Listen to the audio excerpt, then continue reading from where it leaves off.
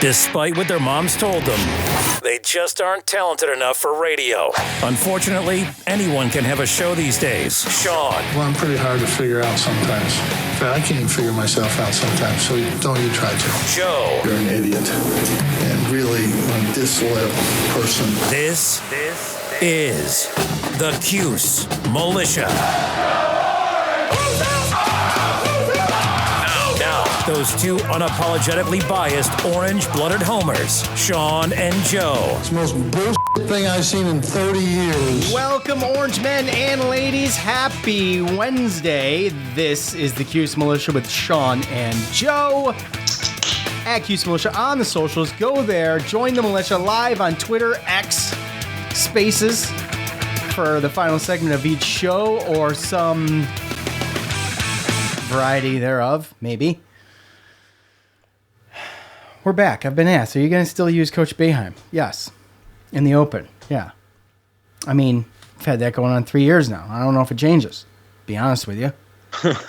So, anyway, it seems well worth the work it was, but, you know, I like that one. That's my favorite one. We've had a few, have we not? Over the years? Yeah. Yeah, we have. So, what do we got in store for you tonight, this evening? Tyler will be on at some point. Joe and I are just going to hit some quick things first. We'll get Tyler on. He wants to talk about the Syracuse football offense, so he will join us for that. And then we got some buy-seller holds. In retrospect, maybe should have said buy-seller hold instead of BSH, because I think there was a little bit of confusion. But it's been a little while. That's okay. It's okay, because you know what the rule is. If you're doing buy-seller holds and people aren't confused, then you're not doing buy-seller holds. So, I mean, we were confused when you said, you spelled everything out, right? And then there was the summer vacation. So realistically, maybe we should have started with spelling it out. And then maybe by week 4 or something, you go to BSH once people know what it means. But, you know. Maybe that's a possibility. And you always forget that, you know, with the amount of Twitter followers we have, that, you know, they probably don't all listen to the show. In fact, I know they don't. Right. And so maybe to get more participation, you do, you know, give that one a nudge, because it's very rare I've got to like retweet our own polls. But anyway, we've got a bunch. No thanks to Joe, who was asked to come up with some last night and just blatantly refused.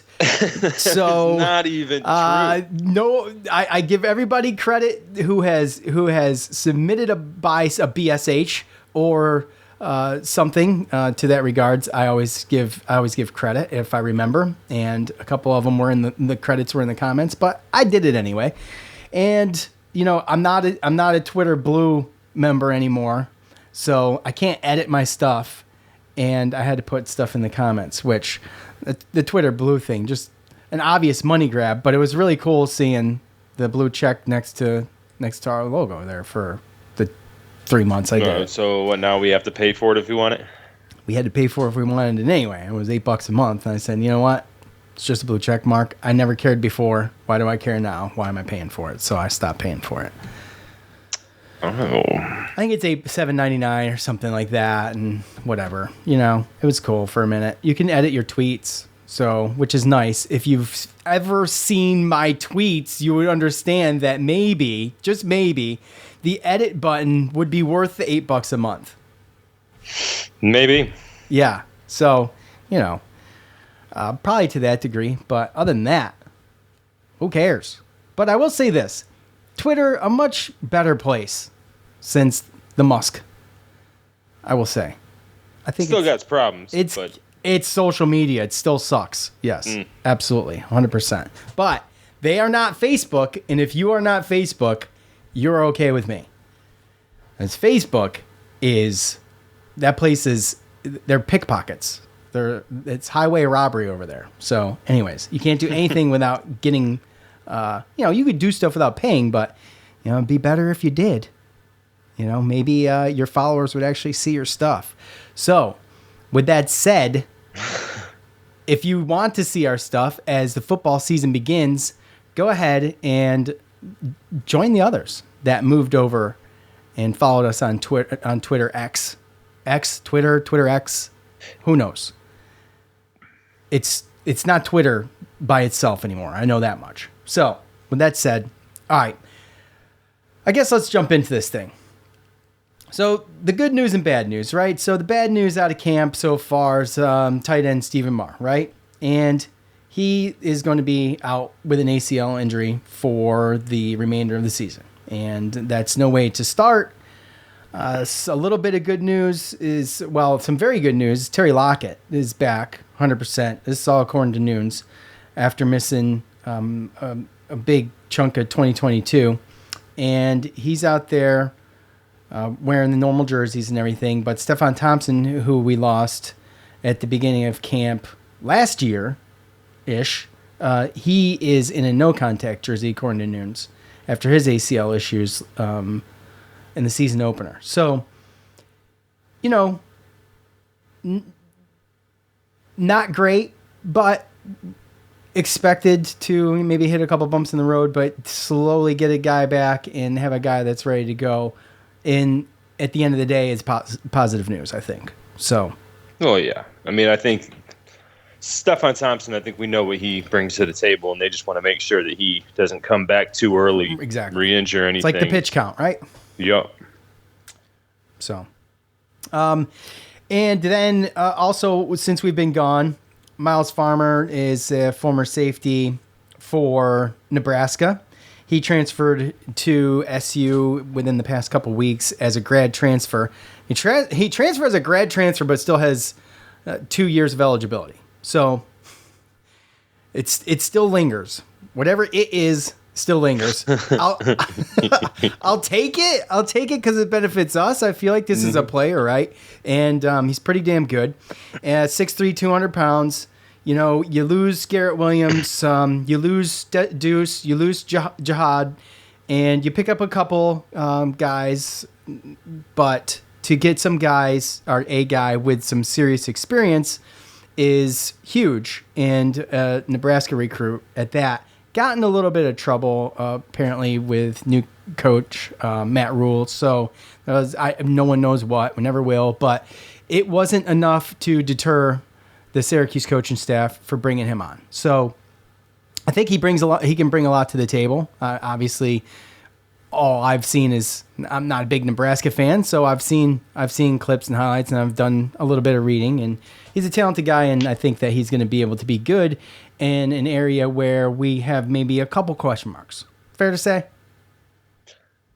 We lose a lot there this year. I guess there's not so much question marks, but you do lose a lot of veteran play there.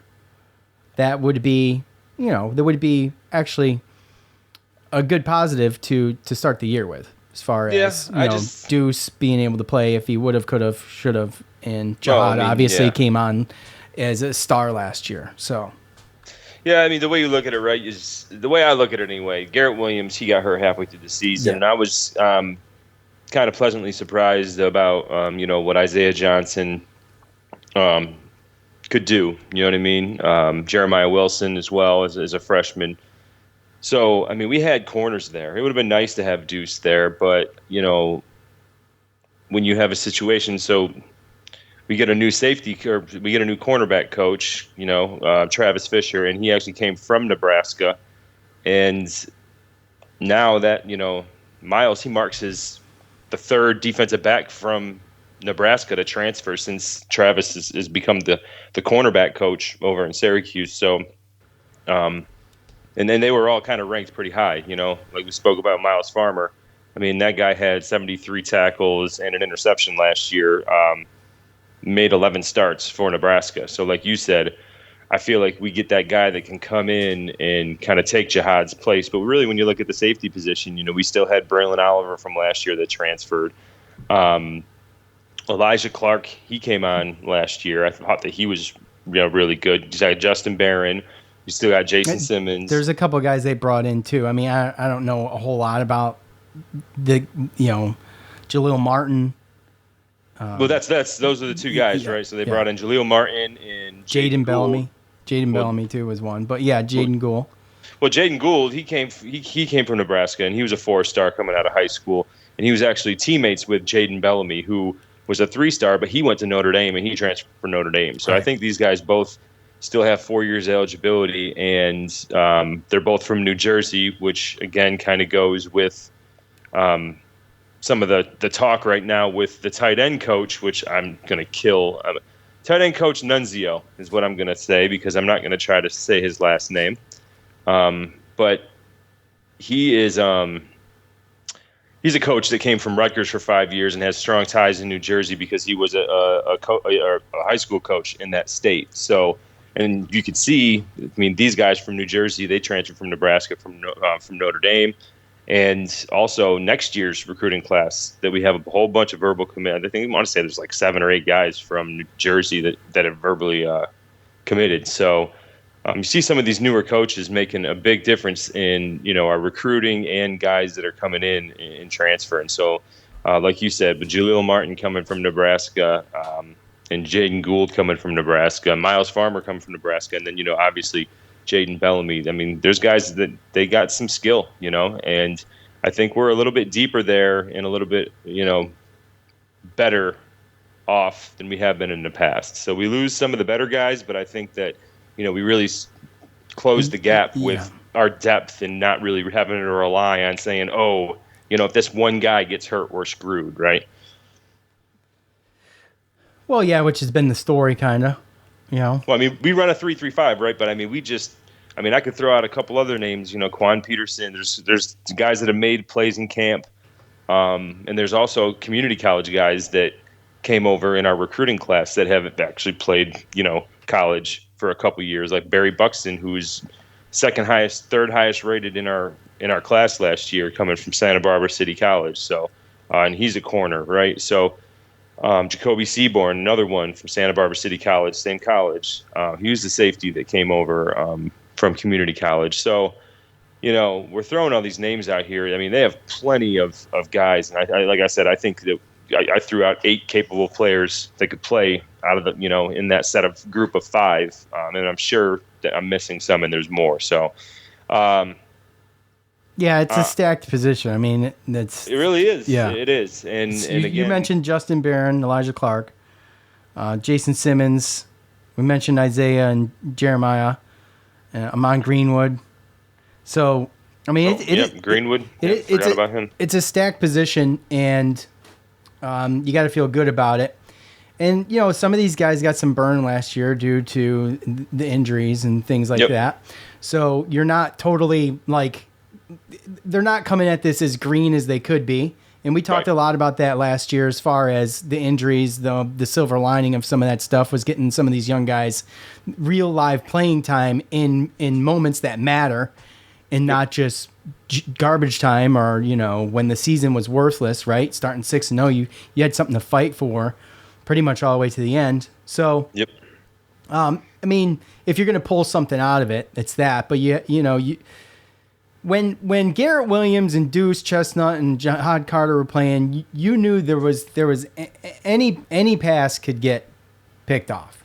Like the confidence level with those guys on the field was almost like just the secondary was wearing capes. It's, you know what I'm saying? Yeah. So you do lose that talent, obviously, but with the depth and the competition between everybody. In bringing in guys like we mentioned with Miles Farmer. I mean, we'll see. I'm more optimistic now than I was, maybe a month ago. I feel like that they're doing a tremendous job of creating competition and in stacking these spots. I mean, look at even the quarterbacks. You've got a decent quarterback room. It's not where I would love it to be, but it's better than it's been. Well, yeah. And I mean, that's kind of down the line is the one thing that I've noticed that they finally kind of did. I think that Dino, when he went and he won that bowl game with Dungy, there was around that time, if you remember, there were certain people that they just couldn't get hurt. The year prior, we beat Clemson with Dungy, but then he gets hurt, and we got to put a quarterback back there that's not, really, a good option, I guess, number 2 option. Well, we didn't have a good option for years. It was so it was just depth, and we won that bowl game, and we lost a lot of coaches that went and got other jobs. And we go and we win a bowl game last year, and our coaches, a lot of coaches went and got jobs, and I think that he did a great job. I mean, you look at it, we lost our offensive coordinator and defensive coordinator, although we know we have ties, right? We know that this guy that replaced Tony White, Rocky Long, he's the godfather of the 3-3-3. He was Tony White's mentor, 3-3-5, right? Yeah, and Jason Beck, the offensive coordinator, was the quarterback coach. I mean, we saw that coming almost. I didn't think it was going to be 1 year, but I figured eventually it would have been Robert and I go somewhere else, and Jason Beck step up as that offensive coordinator. So, and then we lose Nick Monroe, who everyone's like, oh, he was a great recruiter and D-back, or DBU, right? We had all these defensive backs going to pro, and it was one of our strengths on our defense, right? But Coach Travis Fisher, he's already showed that he can bring talent in. Now it's just, can he coach it? So, to be perfectly honest with you, I'm not really worried about that room, because we had to worry about the same thing, right? Remember when Melifuanu and Trill Williams and Cisco all left the same year? Yeah. We were like, man, all we have is Garrett Williams. Garrett Williams was the freshman, right? But we knew he was good, though. Well, we knew he was good, but he was good around all these other 3 guys. Those 3 guys leave, and we're like, oh, man, what do we have other than Garrett Williams, right? And then other people grew, and they showed that, they were capable. So I think that we have the talent there. I think we've had the talent, and it's just it's next man up, it's next generation up. You come in, you wait your turn, ready to go. I mean, like I said, Jeremiah Wilson, he was a true freshman last year. We got these guys that are transferred in that were good enough to get scholarships in Notre Dame and Nebraska, stuff like that. So bringing in the safeties that we already have coming back, plus another safety that had 73 sacks. So, I mean, I'm confident that we got the pieces. Now, it's first game hasn't even started, so whether or not they got the puzzle put together yet on who to play where and what positions in certain situations, then that's when it becomes dangerous. Yeah. Well, we'll see. What do you think about defensive line stuff? It's kind of the same thing. Yeah. I think just everywhere we're more deep. Yeah. I mean, you lose. Who did we lose? Steve Linton. Steve Linton, and we lost Jataeus Gear. Yeah. So Okechukwu, obviously, pretty much the star here. He's going to be running that, and I feel good about this. They talk about guys who got burned last year because of injuries. Kevon Darton was huge last year, right? And even Fuentes Cundiff. Yeah. Yep. So he got some burn. He made some mistakes, some young, rookie type mistakes. But at the end of the day, you hope that that's out of the system. And you live and learn and you mature and move on, right? So, yep. Dennis Jacquez. Yes, that's right. And he was a true freshman, and he got hurt. I think he broke his arm or something like that. He came back for the bowl game, though. They said he's looking real good. And we still have those tweener guys like Leon Lowry and stuff that can come in and play a defensive end if need be, come down from the linebacker spot, and add that Terry Lockett. You have Lockett. Terry Lockett's going to be locking in the 3-3-5. I mean, he was good there. Yeah. And now, our best recruit in our class was Rashard Perry from Buffalo, New York. I don't know if as a true freshman he's going to, break that, or not. But, we also brought in that Braylon Ingraham, the transfer from. Oh, that's right. From medically disqualified Alabama? from Alabama. Yeah, that's right. I mean, he was 6'4", 291 is what they're showing. I mean, that's a big boy. So, yeah, dude. I mean, we're more deep there than we've been in a little while. So, yeah. Well, I mean, same thing really with linebacker. I know that we lose Mikkel too, but I mean, just defensive wise, I just see a lot of returning players that can really, you don't even have to start. but come in. Oh, it's being able to contribute. It's being able to come in and be and not be too far behind the learning curve and be able to just step in and give a guy a break or whatever the case is, right? And have the experience to know how to, know your role in the 3-3-5. And so, I don't know. I feel good about the defense, and I feel good about the secondary, especially with the depth and everything. So, I mean, we'll see. And it's like one of those things where it's tough. It's always tough when you're separated this many months from the last snap to not only remember how everything was, but just obviously the growth of the team and things like that. And every year with college sports in general, there's a lot of changes. And so you have to gel too. You have to learn, with this though, there's not a whole lot, I don't think, that needs to gel. A lot of these guys have still been around, and they're young, and they've stayed, and they're back. And I guess I'm just always apprehensive until I see it on the field. And unfortunately, we're so eased into this year, right? Yeah. With Colgate and Western Michigan, even those games aren't going to tell us a lot, So, you're going to go there, those two games, and then you're going to Purdue, right? So, I don't know. I guess it's better to ease into it if I could, but, it's just one of those things that just makes me a little nervous. That's all. Yeah. Just in general. I mean, the start of the year for basketball is not that nerve-wracking to me. There's so many games to make up a bad start if you can step it up and and grow and get better. But with football, it's like if you stumble early, man, you could be toast. Yeah. So, especially with the schedule that we have, right? Yeah. Our easiest games are in the beginning of the season, right? So if that's the case, then that's the case. So. Yeah, it's a little bit better to get them spread out a tiny bit. That way you can look forward to, either resting or having almost like a gimme, I know we can look at those things like that. I know the players probably don't totally look at it like that, even though they probably do. They just don't say it. But it's nice to spread it out. That's all I'm saying. It's nice to spread it out a little bit.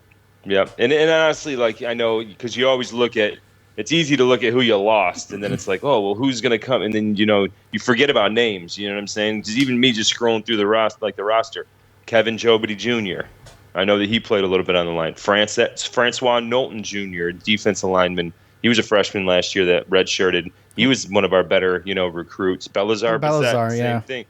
I mean, you start looking at some names, and you're like, wow, we got this talent, that played a little bit last year that's behind these other guys that kind of know what they're doing, right? So, and then same thing when you look at linebackers. It's the same thing.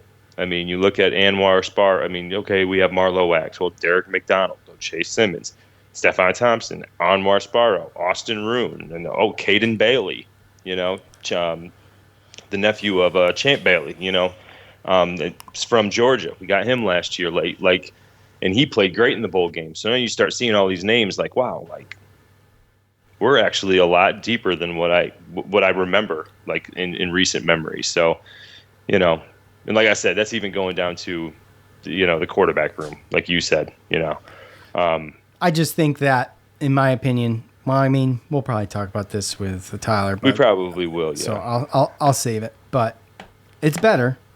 It's definitely better. I have way more confidence in it. Well, yeah.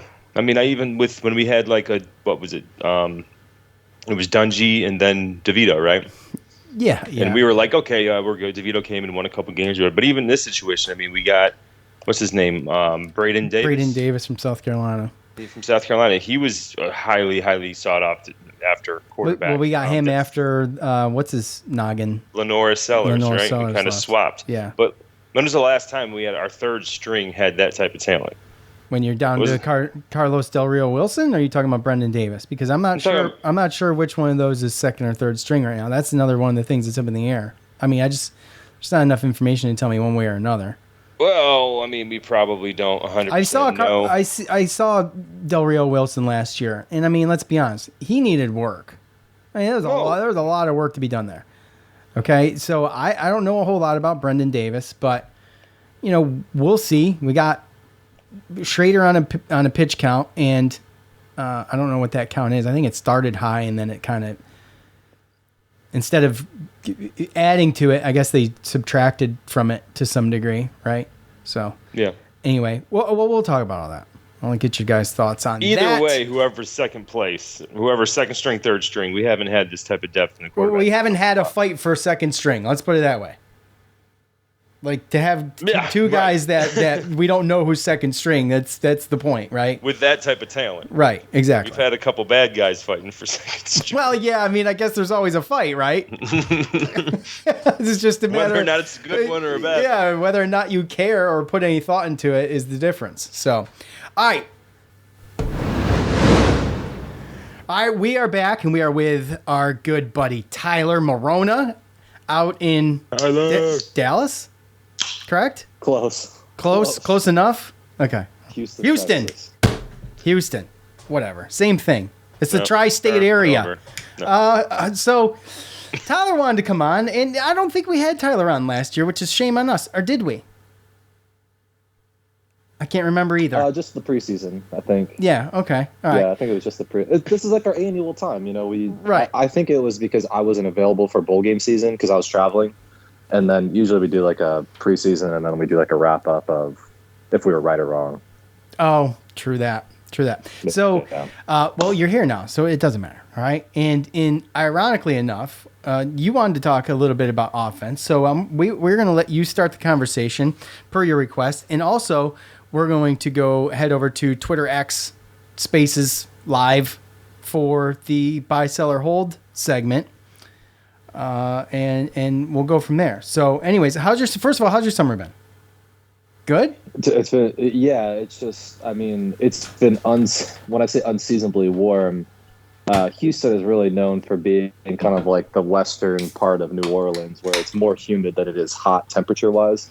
It's been the opposite this year. It's been like 110 every day, and the humidity's been low. So summer's been good, but that's awesome. Man, it has been hot, man. Like I go around, Michael Lasker and I, every day. And for those who don't know, I played for the team back in the day, and so did Michael Lasker. And so there's your reference. But we go on the weather app every night, and we just see do we actually have the worst weather in America? And this year we did. So I look every day, like Syracuse at the same time is like 70 degrees. I think you're at like 80 degrees, Sean. Today we are. Nashville's like 70. And then I just go down and I just see this big old red dot right over Texas, which means that it's like literally the hottest place in the world right now. So I like it hot, man. I do. It's been a nice hot summer here, but it didn't start until like July. Like our June, probably Joe's too. June was kind of it wasn't like unseasonably rainy, but it was a little bit chillier than normal. Like I was just waiting. It was like high 70s, low 80s if you were lucky. And then finally in July, it was like 100, which was great. So the same thing here. Michael and I, again, Michael Lasker and I, we had a Memorial Day cookout at his house, and it was like 88 during the day, and it went down to like 70 at night. And I remember saying to him that day, I was like, if it is still this mild of a temperature now, we are screwed when August comes around. And we were like dead on right. So, but the best time of my, like literally I look forward to all year is football kickoff, because the temperature goes from 110 down to 90. And then it's basically what you get, Sean, what you always talk about of being like, it's the best. We get it when football kicks off, and so it's the best time of year. I'm fired up. Yeah, and go to Wegmans to trying to get the last of the summer themed beers that they have, and it's filled with nothing but 1911 ciders and pumpkin spice. And if you know me, I'm a pumpkin spice all the things guy. I love the pumpkin spice. I do love the pumpkin spice. So anyways, he's basic. Yeah, pretty much. So I couldn't find any good summer beers laying around anymore. So I ended up with the Voodoo Ranger. What is it? Pumpkin. The hell is it? Voodoo Ranger pumpkin, atomic pumpkin. So, anyways, I'm on the Juice Force right now because it reminds me of summer. But the atomic pumpkin is out. When the atomic pumpkin comes out, it's get ready for fall, and that sucks. That always sucks For me, I hate the fall, and I hate the winter, and I somewhat like the spring, but I love the summer. So See, the fall to me is the best. I know. Me too. That's basic. When, Call me basic. That's basic. That is basic. No, it's just weather's moderate and football starts kicking off. You know what I mean? That's basically the two biggest things. I mean, summer, it's hot. I don't complain about the weather majority of the time, but there's nothing really going on in the summer sports-wise. I've been I've been overdosing on MMA, on UFC, and that's pretty much all I got. It's MMA, and there's NASCAR. Yeah, okay. So I've been overdosing on UFC, and that's pretty much the only sport worth watching in the summer. And I'm ready for football. It starts this Saturday. It's a concert season, too. You could get off your ass and go to a concert or something, for crying out loud. It's definitely concert season. I went to a rap show last week. I saw Big X the Plug. He's kind of like a Texas guy. He weighs no less than 450 pounds. But he's incredible. It was amazing. I wore a Michael Irvin T-shirt. He's from Dallas. The rapper is from Dallas. I wore the Michael Irvin Cowboy shirt. He really, really appreciated it. We did a meet and greet, so that was nice. So I did get my ass off the couch, and I went to a concert. I love baseball too. Don't get me wrong. My wife, her dad was a former, professional baseball player, minor leaguer and whatnot. I was in the Angels organization for like 10 years. And I'm a huge Angels fan, being from Los Angeles. But we are just we're the worst run franchise of all time, and it just depresses me by this point every year because we've gone 10 years straight without making the playoffs, and it's not going to change anytime soon, no matter how much money we throw at the problem. So every time it gets to this point in the year, I'm just like, even if football becomes masochistic yet again, it's still better than what my baseball season is. So there's just not. Football always comes at the right time for me. So Mike Trout killed me. Would you like my fantasy team? He got hurt. I started falling in the standings. You want to talk about the Yankees? Nope. Okay, neither. All right, on to Syracuse football. Tyler, what? Well, let's do this here because this is the biggest. Maybe I'm wrong. I feel like it's the biggest question mark. Offensive line, right? So everything's going to start there. No, it is definitely. Well, and it's really come back to my mind because I forgot. I didn't forget, but because Matthew Bergeron started for 4 years, I kind of just have like locked into my head that left tackle is not a problem because it hasn't been a problem in so long, right? And he was the 38th pick in the draft, which means that you're a sensational talent. Yeah. He may even go on to be better than we even think, quite frankly. Like he may go into the NFL and just keep developing, be like. Maybe not all pro. I mean, that's reserved for 2 or 3 guys. But he could definitely be a Pro Bowler. And because of how run heavy the Atlanta Falcons are going to be with Bijan now, I think it's going to be really apparent if Matthew's good or bad. And so, and what I mean by that is at the highest level. You know, I think he's obviously a good player, but like how good is he really? We're going to find out right away. But offensive line it's going to be a huge question mark, man. Like it really, really is. And there's nothing I can do to project because I just don't know until I know. That's just one of those things where since there's no preseason, we don't get to showcase anything. There's no, 3 weeks of meaningless games, and then you go into week 1. I'm nervous. But here's my only caveat to that is we are not so dependent on one player anymore, at least the way I think that the offense is going to be structured, and the defenses that are around us are actually going to make it more run favorable because our best players are Rondé now. It's not Sean Tucker. And so the offensive line isn't going to be tasked with being the best. Like, in order for our offense to be the best, it doesn't rely on our offensive line being the best part of our team anymore. And so I'm actually excited about that. And Matthew Bergeron, they're saying, is pretty much slated to be the starting left guard in Atlanta. So, yeah, he is. That's kinda, like you said, we're going to find out pretty fast. Well, they got how many returning starters? 3? 2? Bleish. Ellis. Kalen Ellis. And then Enrique Cruz is the guy that's supposed to replace Bergeron. That's right. But he had some burn last year, though. Like we talked about with Correct. Who? Enrique Cruz. Didn't he get hurt? Or I think he did towards the end of the year. I think he did. Yeah, that's what I think. we have experience, but it's not in continuity, if that makes any sense. Yeah. Like we just have like random starts here and there by like just 5 guys. Yeah. Well, I mean, I think the one thing that I see it's going to be, I think the biggest difference is, I mean, our second, number 2 ranked guy as far as recruiting class coming in, John Ray Reed, our 6'3", 320, and he's coming from Hutchinson Community College. So that's a guy that is coming in and we really don't know too much about, but I mean, that's big size, and he's got, I mean, obviously community college is different from Power 5, but they got to, you got to start somewhere, right? And then also, when you look at Joe Moore, again, another transfer coming in, he started like 2 or 3 years coming from Richmond, though, so it's, again, step down, D1 AA. I mean, Richmond still plays pretty good ball, but, D1 AA. And then the biggest one, really, to me, is David Wallaba Jr. Oh, Wallaba, that's right. His legacy transfer from Kentucky. And really, to me, that's how are they going to – because we saw Enrique Cruz and Bleich and Kalen Ellis and Josh Aloa, Jacob Bradford. There's names out there that have got starts, got experience. Bleich has had his share of issues, too, in the past, unfortunately. Right. But can you take some of these guys, some of these transfers, with the mix of what you have and blend it into something like what Tyler was saying? And that's the continuity part. And because we don't have an eye in the sky to watch practice and see what's going on, then we have no clue. So, of course, it's the biggest question mark. But I wouldn't say the answers aren't there. It's just how long. Again, I mean, I think I spoke a bit earlier, too, and I kind of had a similar comment about some of the defensive positions. Is we got the players, the pieces are there, but how long is the puzzle going to take? How long is it going to take for the puzzle to get put together, right? And that's really my biggest question for the offensive line.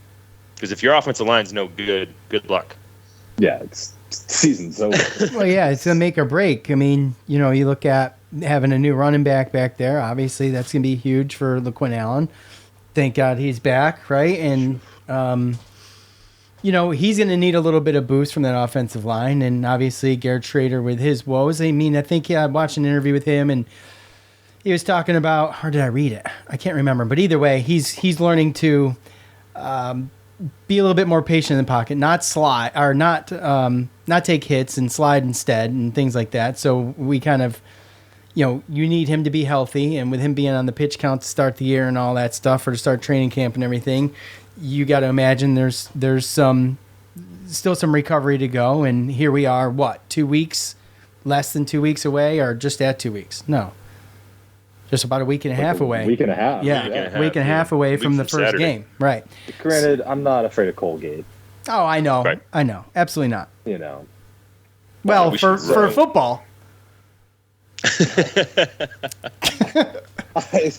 I'm never afraid of them in basketball either until it's too late, until it's 0-0s and we lost. Like, that's true. That's like one of those ones. Well, we didn't do what I thought we were going to do again. Yeah. Again. Yeah.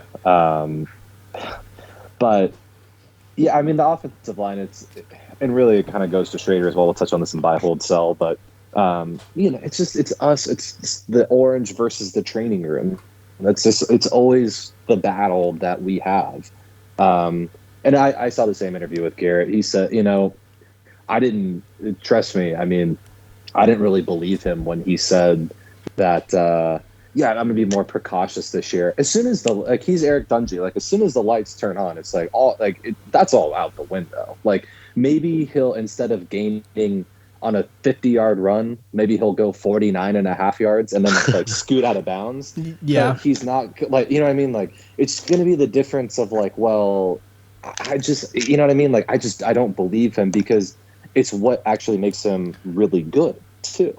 Like you can only bottle your God-given so much and then lose who you are, or not be the same guy. And so that's where it's with him and Dungy, they were always hurt, but it's why they were able to be Power 5 starting quarterbacks as well and go to multiple bowl games. So, or I don't think either of them been to multiple, but they had they should have been, if that makes any sense. Yeah. Yeah. No, it makes perfect sense.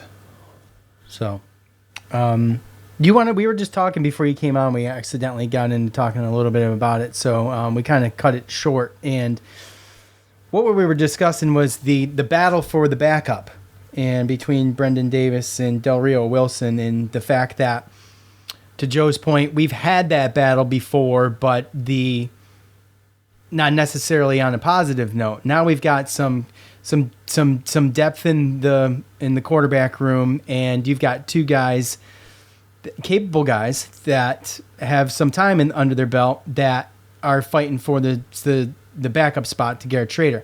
My only concern is, and we won't know, and I could be wrong, but the gap between Garrett Trader and either one of these guys, I feel like, is substantial. I just feel like to fill Garrett Trader's shoes, a Brendan Davis and a Del Rio Wilson, I don't think can get it done. Well, you can't call the same plays. Ultimately, like, it's part of the playbook has to shift. But I like Del Rio Wilson. I think he actually is something. Yes, I do too. He's talented. Williams is. I really like both of them. And how? By the way, when was the last time that we've had 3 or 4 4-star quarterbacks on the Syracuse Orange at one time? Yeah, exactly. I'm like, this is unbelievable, right? When we were trotting out, and I love Zach Mahoney, and I love our 5th string guys that we played with, but at the same time, like, we would have killed for one of these guys to be on the roster. Now we got 3 at the same time. Absolutely. And so, to me, that's just like it's the clearest sign that even if wins and losses aren't translating, the program is on the ascent. It's just because the bottom of the roster is miles better than it has been. And that, to me, is what makes a program, is the bottom 50 guys of the roster. Sure, yeah, people can step up. Well, Alabama's 4th guy is better than our 1st guy. Right. Except for Arante, right? And so... In most cases, yeah. Most cases. And actually, I might take out our secondary, because we are probably a top 5 school to be a defensive back at right now. And so maybe leave them aside too. But yeah. As far as the backup quarterback, I feel like I'm actually at peace with where we're at with this team. And I really do think that, like, let's say, God forbid, something happens with Garrett. I really think that whoever comes in to replace him is going to get invaluable reps moving forward, and the program won't stutter like it has in the past. And so I can't really speak to how I think, because I think Del Rio Wilson got put in a really tough position last year, which is a new offense came in. He was a first-year guy, and we just didn't have the arsenal of plays to go let him run. And now I feel like whoever would come in as Garrett's backup, whether it be one guy or the other, will be familiar enough with the program to be at least moderately successful against our conference opponents. And you mentioned the receivers. Go ahead, Joe. Do you have something to add to that? No, I was just, again, it's we spoke about the same thing, exactly kind of what Tyler was saying. When you talk about, I was going to bring up exactly what you're going to talk about, Sean, like the receivers. You look at the receiver room, and you have Arande, but there's just so many other options to do so many things. Isaiah Jones was super impressive last year. I think he's been impressive in camp. Damian Alford, you sent me a video today, Joe, of tremendous one-handed grab. Catch. Yeah. So there's talent, and if a healthy Garrett Trader, we haven't seen. Let's be honest, we haven't seen a healthy Garrett Trader. 5 defensive coordinators in 5 years, or offensive coordinators in 5 years. Where'd this guy get some continuity from, man? Yeah. Kind of. Yeah. Okay. This year. So 1.5. Exactly. Okay. Our 4.5, I should say. But if he gets some continuity with these guys, and he's a tremendously confident quarterback, you can just see the confidence come off of him in interviews and things like that. And he's chomping at the bit. He's feeling like, okay, I've got this surgery out of the way. It's lingered long enough. I'm on the road to recovery. I'm ready to play. And I feel like he's got I think he feels like he thinks he's got something to prove, and he still has some decent weapons. Like I just said. I mean, you still got Trevor Pena too, who's also he's a talented guy, right? He's on the freak list for what's his noggin there, but he's a talented guy, and we saw what he could do on special teams. And with those 4 guys, I think I'm extremely happy with that. Yeah, I mean, Amari Hatcher. Me too. DeMarcus Adams made some deep catches. He's got some speed last year. Later on, he was coming on at the end of last year. Amari Hatcher's shown, he's shown a couple times, big time. Yeah. And so is Kendall Long is another one that's been coming around. He made a great catch too, where he pinned the ball to the defender's back and came down in camp. So, I mean, they have those options on top of the fact that I think we all saw in the bowl game that LaQuinn Allen can easily go out, in motion, go and get him in a slot and put him in a very, very juicy matchup with a linebacker that's not going to be able to handle him. Didn't he catch like 11 balls in the bowl game or something? Yeah, like 11 that? for 60 or something like that. Yeah, so he's going to bring a different kind of running back game that Sean Tucker really wasn't. Sean Tucker's receiving wasn't the best, his best game. So I think LaQuinn Allen brings a different aspect coming from running back, and I don't really think LaQuinn Allen's going to be the only running back that's going to be getting burned as well. I mean, we bring in 3 freshmen, we brought in 2 transfers. The junior college guy, what was his Barnwell? name? Was that the guy that was like homeless or whatever for a little bit? No, Destin Hawkins. No, that's Barnwell. That dude is legit. Like, he is the realest of deals because he played down here in close to like in between Houston and Austin at Blinn College, the same place that Cam Newton went for that 1 year when he, was let go at Florida in between his Auburn time. And that's like the realest of deals for junior college, at least if you're not in California. And he was breaking off like 80-yard runs. They just handed off to him and just like that he was gone. So I think he was just super under the radar, and we were a team that's like, well, we need guys that run for 80-yard touchdowns, so we'll take you. And I think it's going to like work out really well because he's closer to, and I'm not going to he's closer to Sean Tucker than he is LaQuinn Allen. Like, he's just a guy you turn around and he's just going to go straight. And if that doesn't work, then it's just not the game for him. But I think he's humble enough to accept that role.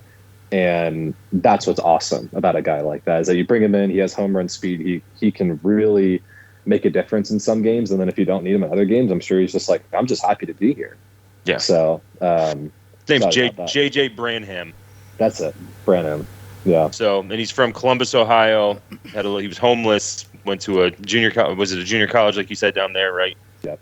And I mean, he's 5'10", 205. Solid dude. He is thick, man. He's a thick guy. But I think I really think the last thing I want to touch on is that I'm really waiting for Syracuse to be able to run out a true tight end at some point too. I know Aronde is listed as a flex guy, but he is a receiver. Let's just call a spade. He's a receiver. I really think that if we can somehow get a guy that is closer to what you would see at a Big Ten school at some point in time, that's a position of need that I would like to install into the offense, that you can say we can run next to this guy or in between him and a tackle. We can use a tray block, which is a tight end and an offensive tackle comboing a defensive end up to a linebacker, so you can get LaQuinn Allen off the edge and run him, or there can be a dump off pass. And then also it's a safety blanket, the Jason Witten type, just the guy that can do many things well, and he doesn't expect a lot out of the offense either. And so I'm willing to see, because we got that guy from CDA who was like 6'7", who I think will eventually be an offensive tackle as well. But for now, it's like, can he run in space? I don't know. But that would be a guy for Garrett Schrader that I don't know if we have on the roster, but that would be something really cool to see here in the future. Well, yeah, nothing's I'm jumped right there out with you. at tight ends, but we do have. I wasn't even going to bring it up, but because he's a local guy in my area, Elijah Washington, who's a basketball star here, and then Tyler sent me a DM with the recruit info. Like, you broke that news to me. I had no idea, but I had heard it. I had heard of him before as far as basketball goes. I had no idea he was being recruited by SU for football. 6'5", Rising senior at Lake Taylor. 6'6". Is he? Okay. Well, he was listed at 6'5". Okay. Yeah. Rising senior at Lake Taylor High School here in Norfolk, a 2024 player. He's a top 25 player in basketball here in Virginia. Top 25 player in football. I'll get it out eventually. Top 25 player in football, and he's also a big he's a huge basketball star here. So, with that said, That's incredible. I know. That's what I was saying. I was shocked when I saw that Syracuse recruited him as a tight end. I couldn't believe it. So, 3-star guy. You think Red's in his ear? Like, hey, you can get some like maybe some minutes off the bench. Who was the last guy to do that? Donovan McNabb. I think it was right. Yeah. Probably. Donovan McNabb. Receiver. Was there a receiver? Okay. I think there was a receiver from CBA. Jim Brown, Donovan McNabb. I mean, that's good company. Yeah, Yep. That's about as good as it gets in SU land for sure. Well, and looking even at the recruiting class next year too. I mean, our top recruit, we have Jamie Trumbull from Georgia. He's listed as a tight end, but that looks like another Gadsden in the works. 6'4", 205 from Georgia. 6'4", 205 from Georgia. There's also Gadsden too, but he's not going to play there, right? I mean, he was listed as a tight end at one point, was he not? He's still listed as a tight end. He Yes. still is, Okay. but that's such. He's an AP All-American, second team tight end. Yeah, I agree with Tyler. It's cheeseball, right, Ty? That is faithful. I mean, it's like Everybody knows he's a receiver, but yeah. I mean, whatever. That's like the old infamous H-back. That was just a made-up position for. It's a fullback. We just didn't want to call him that because he could run fast. Is a fast fullback? H-back. No. It's like a. It's like no, he's just playing fullback. Like we can just be honest with what he's playing. Who was the Buccaneers guy? There was John Ritchie. He was awesome. Allstott. Jason Allstott. Yeah. That's right. Yeah, John Ritchie was great too. I may be Yes, biased, but he was awesome. Peyton Hillis was good too. for Yeah, a little while. actually, yeah. That guy Well, was he just went full running back, kind of like what Arande's doing. He's just a full wide receiver. So. Yep. And going to, like you said, talking about the quarterbacks again, like we got a good quarterback coming in next year that's going to replace Garrett Schrader. I mean, it's just going to put us right back into having three decent quarterbacks with talent versus wondering if our starters are going to get hurt and we're going to have to put a walk-on in. So, I mean, times have definitely. Oh my gosh, man! Times have definitely changed, and like I said, I mean, we talked before you came on. We did this version on the defense, and it's kind of the same thing. You know, you look at who we lost in the defensive backs, but look at how many people we gained, and the talent coming up, and the safeties coming. I mean, we're getting less and less away from having to rely on, like you said, one person to stay healthy because we got those players behind them and the talent that the gap isn't as far anymore. Well, I mean, look at what happened with Garrett Williams last year. He goes out and then, a star is born, right behind him. And so it's like we're seeing that. Passing of the torch. Yeah, and it's I really do think that as all of these hurdles that come up with, we're a private school, we get no funding, NIL, we get overlooked. It's, -50 one day in January a year, all these different things. And yet we have guys that are leaving better places that were in line to start to come here. Like that, it's just, I don't know how to put it into words.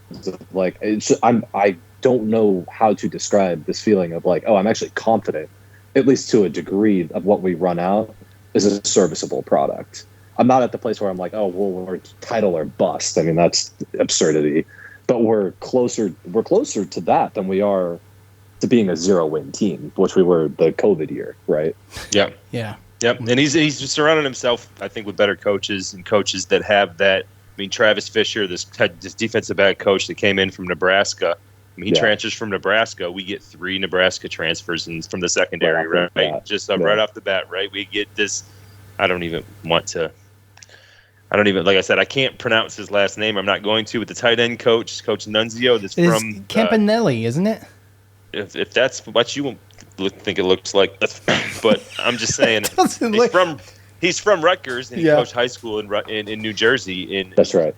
And you turn around and look at our recruiting class for next year and how many kids are from New Jersey. And it's 6 players have already verbally committed from New Jersey, and 2 of those the defensive back, Bellamy, he transferred from Notre Dame from Jersey. Right. Teammates with Jaden Gould, who transferred from Nebraska. Like, I mean, start looking at some of these talented guys that we got coming in, and it's not just, 7-6 bowl game. I think that Babers is getting better at putting better coaches around him and better recruiters around him. And I just this first year with those two guys, I've already seen a jump into next year.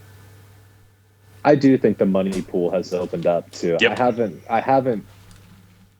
There's no reports as to say who's giving it, but I have inquired, and it is getting a lot better. I know because I know who's actually running the department, and they have told me that things have gotten a lot better in that regard too. And it's mainly to push out some of the old ideas and in with new ideas, but that's what we need. That's fine. That's fine with me. Oh, dude! I mean, we talked about it, and Sean talked about it. I mean, all the time, ad nauseum, about how it was like Wild Hack talking about we're not necessarily going to. I mean, we missed the first bus on NIL and getting a jump on all this stuff, and then and we talked about it. We don't know if it's kind of still you got the fear from your last sanctions in NCAA, and you're like, are you sure? Are you sure I can? Oh, they're just trying to be above the fray. I don't know. He's just trying to virtue, like act like, oh well, we don't need, we're not going to get down in the mud. Like, well, you better. And now they are. So we're no choice. Yeah, you have no choice. I mean, you have no choice. Either you do it or you fail. And it seems, and number two, this isn't a bad thing. I mean, it depends on how you look at it. It's all legal now. It's all legal. Yeah, so kind of. Why would you just not? Well, if someone's going to find something to be called cheating, and that's maybe. Now we're just cheating out in the open. And yeah, it's just legal, right? Yeah, so, exactly. I mean, obviously. That's exactly it. The curtain's been pulled back, and now everybody just gets to do it. And now everybody's running around naked. Everybody can see everything that's going on. Like, okay, Miami basketball didn't buy their team last year. Yeah, okay. You can gaslight me as much as you want, okay? And you can put Coach Boeheim on ACC Network and blast him for a week about him saying that when we all know it was true. Like, come on. $800,000 in Nigel Pack plus a vehicle. I mean, what do you call it? If someone calls it something else, let me know what it's called. And Nevin Shapiro's just sitting in jail. What? It's just a good offer. It's just a good offer. Okay, let's get into some buy-seller holds. All right, everybody's favorite segment, mostly mine. Buy-seller hold. I know Tyler contributed. He's our guest today for the buy-seller holds, and Joe, who hosts the show every show with me, he's decided to skip out on the participation. He said, you know what? I'm just going to let you guys handle this, and I'll help you answer them. Like, we need help answering them. So, anyway, let's start. I don't give a shit what you or anybody else thinks or writes. Joe. All right, here we go. All right, let's. How old was Coach when he said that? He sounded 102 years old right there. It was last year, right? It was the year before last. It was the year before last. So that was pretty. Not that long ago. Like we're not gonna get that anymore. That's done, you guys. You realize that, right? That's the worst part about that whole situation is that there's no more of that, and it saddens me. Finishing below 500. Oh, stop it. Okay, first one. Joe, you're up. All right. Well, so a couple of these, I just wanted yes or no answers. So I just changed it from a buy-seller hold to a yes or no, okay? Just going to throw that out there. Will LaQuint Allen finish with more rushing yards this year than Sean Tucker did last year? Mind you, Sean Tucker, 1,060 yards last year. Pretty good, considering there was some missed time there towards the end of the season, right? So, right. With that said, Joe, you buy that? You think LaQuint? We'll first answer the question, and then we'll go from there. No. Okay. Am I supposed to say so? No. If you listened to what I said before I read the question, you would know exactly what you would say. You would say yes or no. Okay. Yeah, I wasn't listening. Yeah, I know. Quinn Allen finished with more rushing yards this year than Sean Tucker did last year. Yes or no? No. No. Now, second question. Tucker with 1,060 yards. Does LaQuinn Allen break 1,000 even? Does he even get close? I mean, I think he'll get close, but I think that in the majority, I truly believe LaQuinn Allen's going to be used a lot in the pass game, and that there's going to be other running backs that do get burned, bringing in Branham and Jawan Price as well. So fair. I can see those guys getting some short yardage touches, and obviously not wanting to burn LaQuinn out. So if you ask me if it was rushing plus receiving, then I do think that he passes that, yes. Okay, so rushing and receiving for Sean Tucker last year was the 160, 260, 360, 3. Jeez. What are you trying to do? Hold on. I'm trying to math. I'm trying to math live. So here we go. Here we go. Huh? It was. I'm trying to look it up. It was. Hold on. Bear with me. 254. So 13, 14. 13, 14. Yeah, I think LaQuinn get over that. Okay. Combined, you think LaQuinn breaks that? Okay, fair enough. Tyler, what say you? I've got no on both. I actually think that he'll probably be like combined close to about 1,000. Really? All purpose. Yeah, I do. And it's because of what we talked about earlier. Like, I think that because the offense is not like, if Sean doesn't work, then we're done for. Like, it'll be like his catches, I think will go for like 20 yards. Like, I think he's going to have an insane per catch number because he's going to be out in space and he's going to run for like 20 more. But then we're going to throw the ball 3 straight times, and then hopefully we throw it in the back of the end zone to a Rondé, and the third catch is like him catching a touchdown, or it's Garrett faking to LaQuinn, and we have something that's like an option, but they're going to have to take somebody away. And last year, what the defenses did was take the run away. If they still game plan that way, then I don't think that he's going to have a high number. And I think that it's going to be distributed to like 3 or 4 different running backs. Okay. I'm actually with Joe. I agree with Joe on that. I think he can surpass combined. I think it's a good probability. You think about, like we talked about the depth at receiver now, or what we have, and there's a lot of talent there. But when you have an option out of the backfield, I mean, that could be bread and butter sometimes. That's exactly what, to Joe's point, they've missed so much just the past couple of years. But it also is going to come down to exactly, I think, it comes down to how they use the other running backs, really, in my opinion, because last year there wasn't a huge, I mean, you go and you look at, I'm only going off the bowl game. I mean, bowl game, he had, 15 carries for 94 yards and 11 catches for 60 yards. I mean, it's like if you're getting that usage, but again, we have other running backs now too. So it's going to be difficult. That's a tough one because it's all about usage. Because, I mean, sometimes you're a stronger unit when you have 3 or 4 different options and everyone can stay healthy and everyone, you can use specific running backs for their specific talents in situations. So, but if he ends up getting the full workload, like Sean Tucker, then I think he can come close. But to what Tyler said, if you're splitting between 3 or 4 running backs and all that stuff that much, then yeah, he won't come close. Next Can one. you find me real quick? Sure. Real quick. What was Garrett Schrader's rushing yards total last year? Garrett Schrader's rushing last year was yards. 453. 453. I hope they don't count sack yards into that. And if they did, let's say we'll give him 200 yards back. It was pointed out by someone on Twitter that the actual net for Sean Tucker was 1,048, I think. So it's probably not adding that in, I would think. This is according to Betting Digest, guys. I just found it in the mailbox. Did he throw for 100 yards? Where's the other 100 yards coming from? Who? What do you mean? It netted out like an extra 150 yards. Where are those coming from? Who? Sean Tucker. No, Sean Tucker ran for 1,060, but someone on Twitter pointed out it was like the net was 1,048.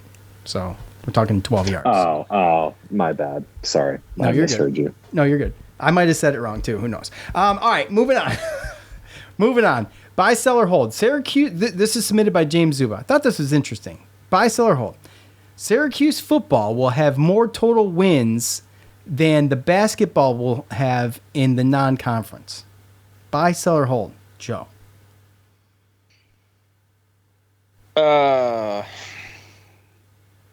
I'm gonna sell that. Really?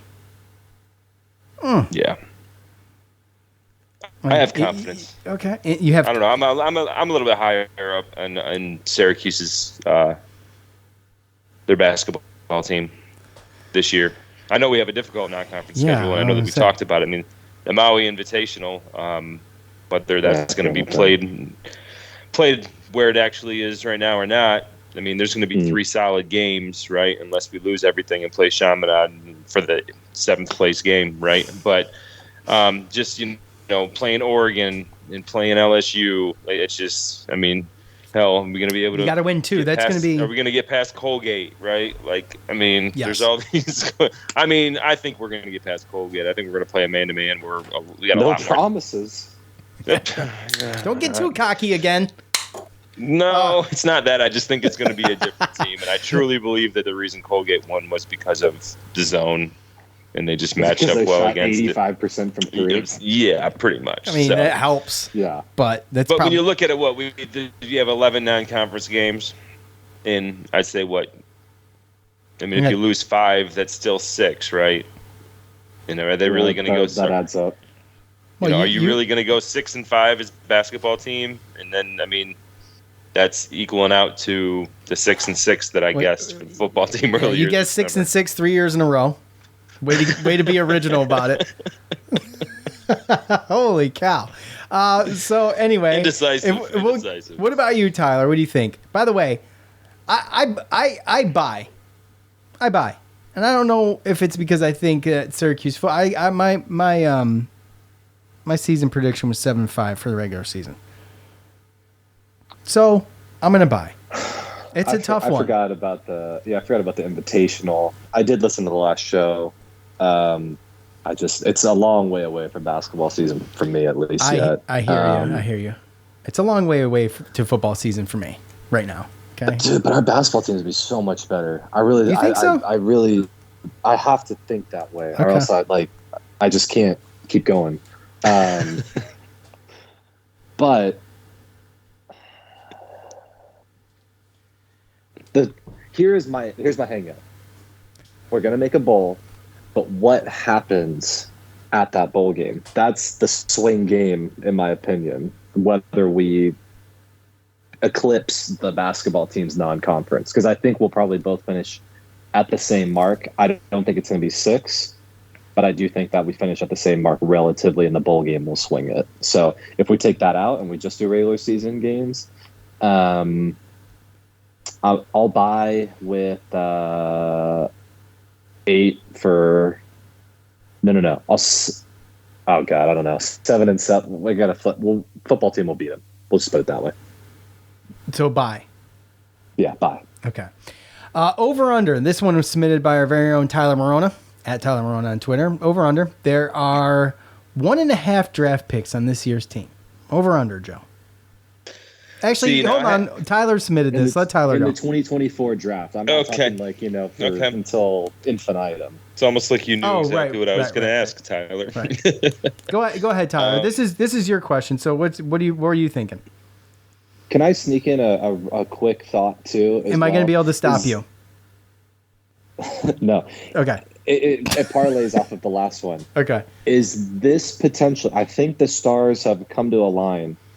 Is this, and this will be a homework project for us, could this be the year of the most total men's wins across all sports? Oof. Coming off of a year, one season removed from the 3 big men's sports, not doing anything? But you got to think that if football, like I don't think we're ever going to win 15 games in football, so that's probably off the table. But soccer won a national title last year, so they'll probably be pretty good again. Football's on the way up, basketball's on the way up, lacrosse is on the way. Like, it could be one of those years to where it all goes right. So it could just be a really good year for our men's program all the way across. So I don't know, just thought I would throw that in there.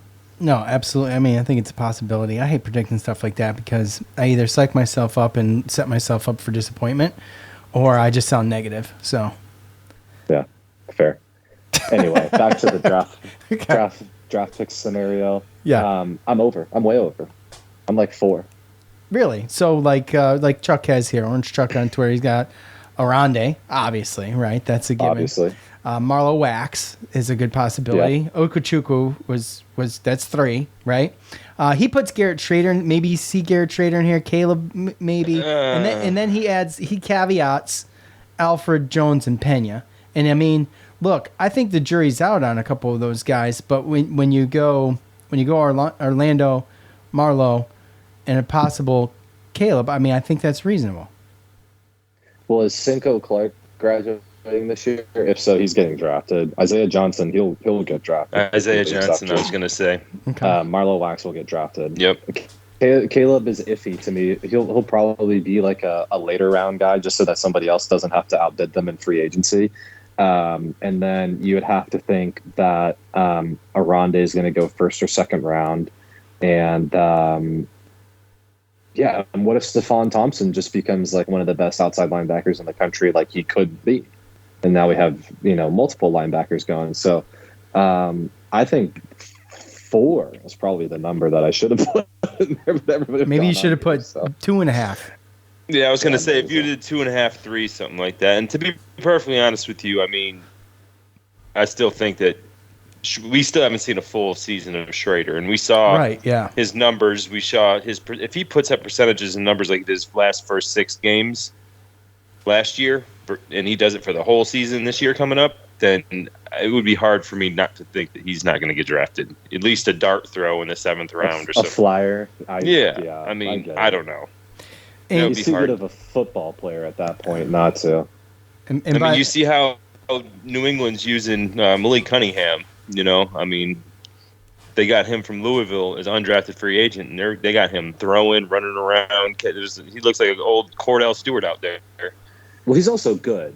We made him look bad, but he's also good. Yes, very much so. We did the same thing to Geno Smith, obviously. Very true. Well, actually, what happened to Garrett Williams, there's not much you can do about that. That guy just ate his lunch, and that's what happens. Yeah. By the way, I need to backtrack because I did put these on Twitter. The LaQuint Allen rushing more than Sean Tucker did last year. I think the consensus is no across the board there for all of us. And then buy, sell, or hold. Syracuse football will have more total wins than the basketball team will have in the non-conference. 53% bought on that. And then the over-under, it's 81% over on the Twitter poll. So we're all in the same field right now for the most part. Next, will Garrett Schrader? This is a yes or no question, Joe. Will Garrett Schrader start all 12 regular season games? This is Tyler's, and Tyler, I did not put verbatim in here what you had because I forgot, and that's my bad, dude. But I knew it was something to that effect. So Garrett Schrader will start all 12 regular season games. Look, this one's, I mean, it's tough, right? Because, of course, we want to say, yeah, because, of course, we want our quarterback to start out 12 games, regular season games, right? So, Joe, what say you? I want to answer it with my heart instead of my brain. That's what I'm saying. I really do. If he says, but the way that he plays, I know. Is to what Tyler said, like the way that he plays, that guy is a wild man. He has no fear. Yeah. And he thinks that he can run people over. He can run people over like running backs, and he can outrun defensive back. We've seen all of this. But that leads to injuries, and he takes risks, and a lot of those risks have happened. And as far as like they've worked, right? I mean, you see him; he stands in there and he takes shots that Tommy DeVito wouldn't have taken. Oh, right? he takes them and squares up the throw. Times, bro. Yeah, took it. Yeah, Virginia Tech, exactly. Mm-hmm. Like a lot of quarterbacks can't continue to do that and keep getting when they up. know it's coming too. Go. He excels. He excels in those moments. And it's just and I know he's got better.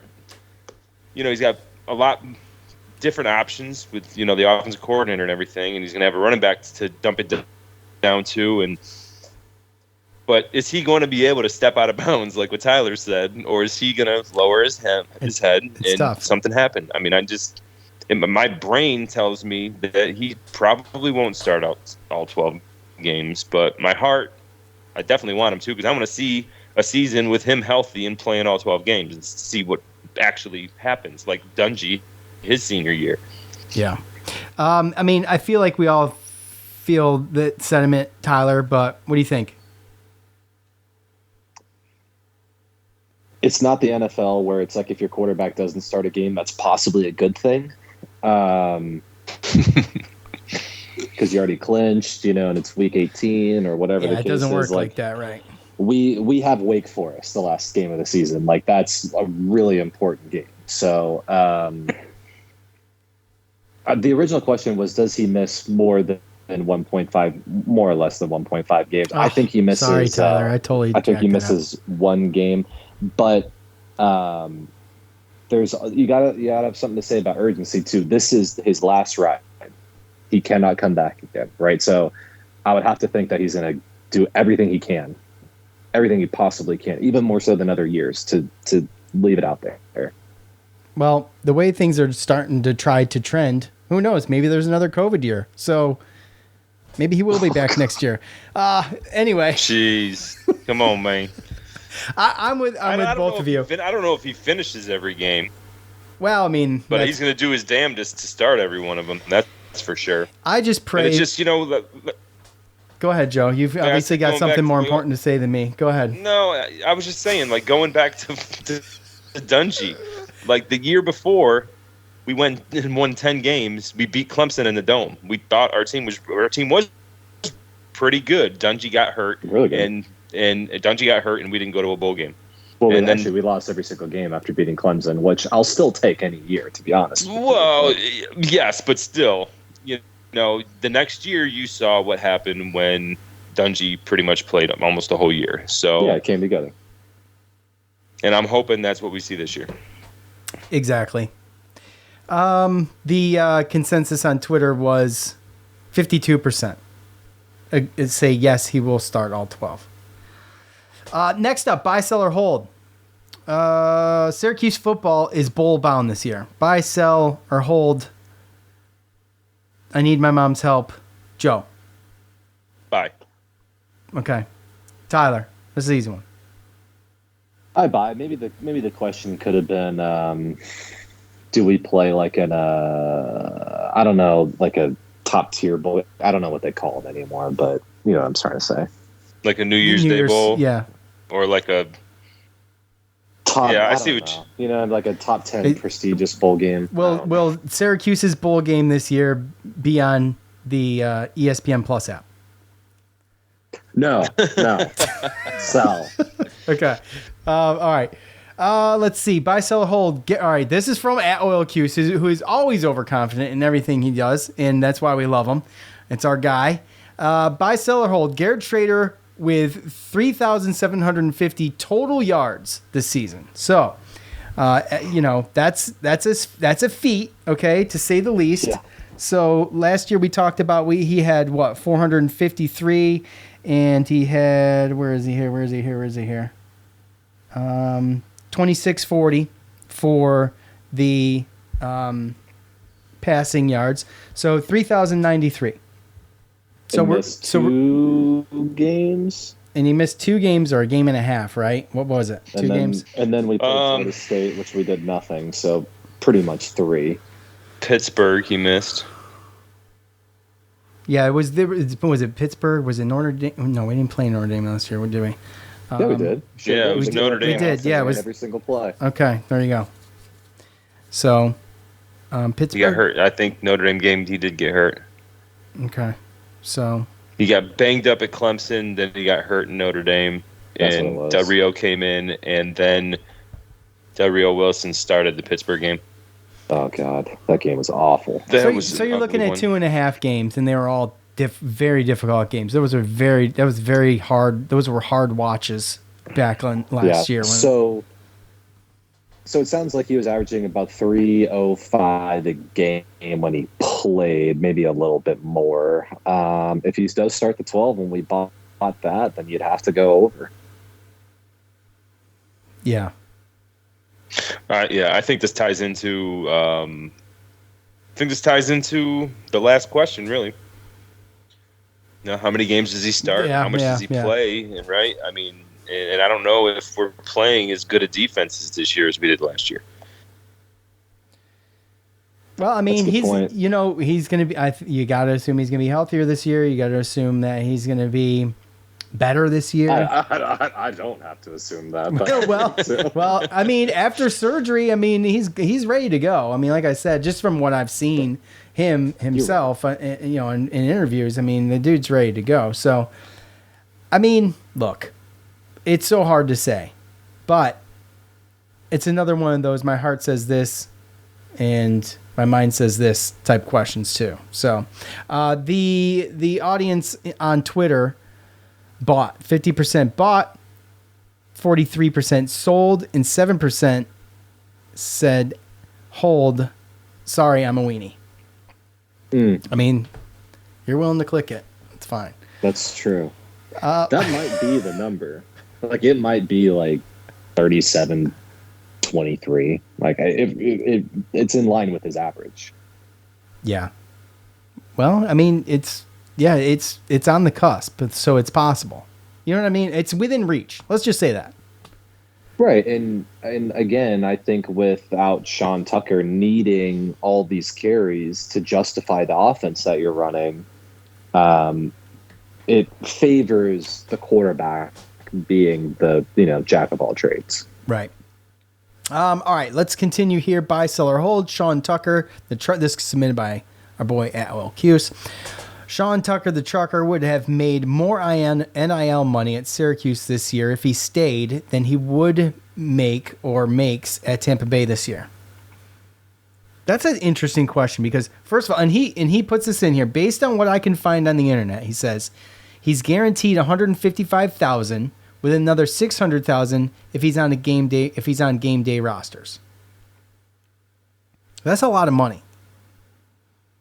That's Nigel Pack money right there. Yeah, pretty much. I mean, he signed he's got a 3-year contract. It's just essentially, does he make the team? So if he makes the team, then you're talking, he gets. I mean, his base salary is $750,000. Right. And even if you say, no way. Like no, and no, so, but does he make the team? I mean, he's getting kind of scrub carries, right? Okay, but even if he doesn't make the team, he gets 155, right? And then let's say I have to assume he's at least going to make the practice squad somewhere. Which I mean, look at what you make annually from practice squad. It's probably close to what? It's like 200,000 now, I think. I was going to say somewhere between 200 and 3,000. Something like that. So, I mean, you're talking about even if he were to not get signed and go to play practice squad, he's going to make $450,000 this year. And what are they really making? What is a star at Syracuse making in NIL money? Right? I mean, it's one of those things. The upper echelon, maybe I don't know, a quarter. Yeah. Yeah. See, so probably not. I mean, I'd have to sell on that. No, there's no way. Yeah. And they've done good, too. I mean, it's nothing against Syracuse. They've done actually better than I thought they would. And we reported it in one of the latest podcasts. But they've done really good in their fundraising for the NIL bank. So, well, the upper echelon of NIL earners do not earn based off of their talent on the field. It's because they are a marketer first, and then they're good at sports second. Right. The sports aspect gets them seen as being a marketer or a marketing person. Like, those are the people that are earning money. Like, if I was at Syracuse right now or wherever, I would be thinking, like, sports is cool, but like, how do I get myself out there using sports to become a better salesperson? Like, Sean Tucker could only recite, and this is not, like, he would have to go in the car lot and just say, I'm pleased with the, or something, right? Like, that's his thing. Yeah. But that's the only thing he had. And I'm not saying, he couldn't become better or anything else like that. And his talent justifies a lot of money because Tampa Bay's allocating that to him if he can make the squad. I'm just saying that like, somebody else is probably a better marketing person than Sean Tucker. That's all I have to say. Yeah, he wasn't huge in talking to the media. And he was the like Marshawn Lynch of the NCAA when it came to press conferences, right? Right. Yeah. It's just and that's, there's nothing wrong with that, right? But I mean, you could caveat that question with, could he have came back and maybe bumped his draft stock and everything? But again, I mean, he obviously was dealing with something last year because he needed to be cleared. And apparently it was a heart condition. Just the running backs in the NFL now, they just don't really get paid like that or get highly drafted. There's really only one. Like this year, Bijan Robinson, and then how long did it take for the next running back to get taken? Right. So yeah, 2 rounds. Yeah, I mean, there's teams that would they'll gladly go ahead and sign 3 or 4 decent running backs and let them play their roles versus paying, crazy money to running backs nowadays. So, I don't know. I think his best option was to get out there as young as possible and, do the best he can to make a team and make whatever money he can before, obviously the expiration date of running backs is not that, it's not that big. So, right. That's the other thing. You said it perfectly. The Twitterverse, 49% of them bought, 45% of them sold, and 6% of them said, hold, I suck at this. So really, if you're selling that, you think that Sean doesn't play football at all this year? Most likely. That's crazy, man. He's their best option at running back right now, by the way, in Tampa Bay. Based off of what if you're selling, hold on, say that again. If you're selling, you don't think he plays football at all this year. No, if you or whichever way, buy. Yeah, right, if you think that he would have made more at Syracuse than at Tampa Bay, you're saying that he doesn't play for anybody. Right. I mean, I think that there's a question to say, I think we can question whether or not he would make the guaranteed salary he's going to make even if he gets cut in NIL money. Is the guaranteed salary $250? At 150. Oh, the guaranteed's 155. 155. Right. Yeah. I thought there was a minimum. Yeah. Is there not a minimum? No, there's a minimum if you make the roster. Gotcha. Okay. All right. Yeah. He got a signing bonus because, so when you get undrafted, a lot of times teams, because if you're undrafted and you're basically a free agent, you get to pick where you want to go. And now your agent's out there trying to make deals. And a lot of times teams that want you, or they think that they prioritize the undrafted free agent, then they will actually offer a guaranteed contract for you to come and play whether you make the team or not, just for you to pick them. So, and that's what happened in this situation. So have like a pool of money for undrafted guys, and then depending on how much they allocate to you, that shows you like how much they want you, basically. Right. I gotcha. Okay. Okay. We always got to end with this. We jobbed ourselves into already giving our predictions, so that's going to leave it up to Tyler at the end. But I can't.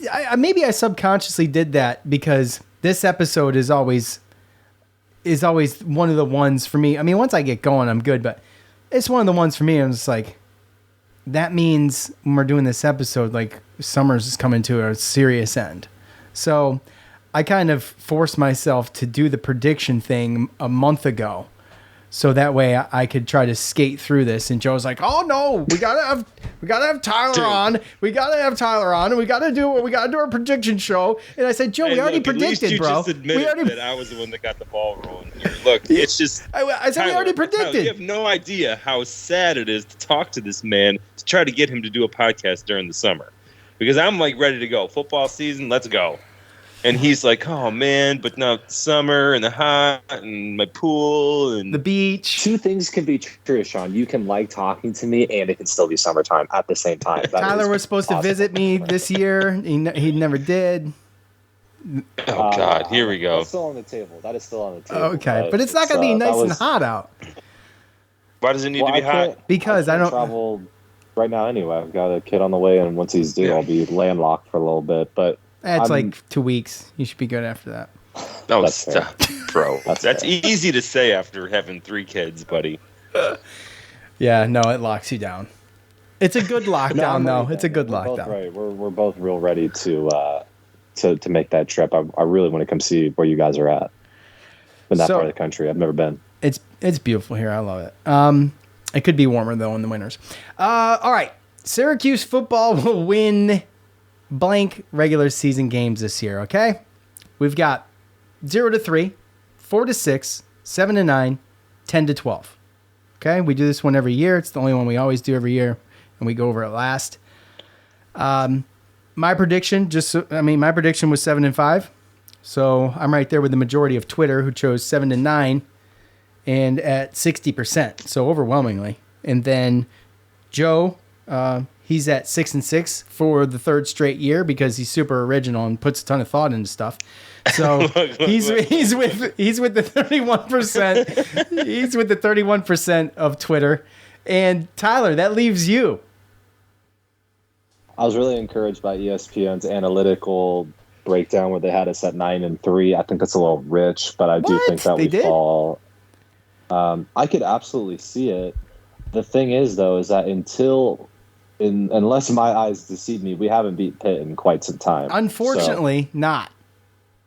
That's the game, man. It's the game of the year. It's the game of the year every year. It really is. Like, if we can beat them, because not being able to split between Clemson and Pitt, getting the double loss on the column every year, it kills me, man. We're gonna break through against one of the 2 of those teams this year. Mark my words, we will.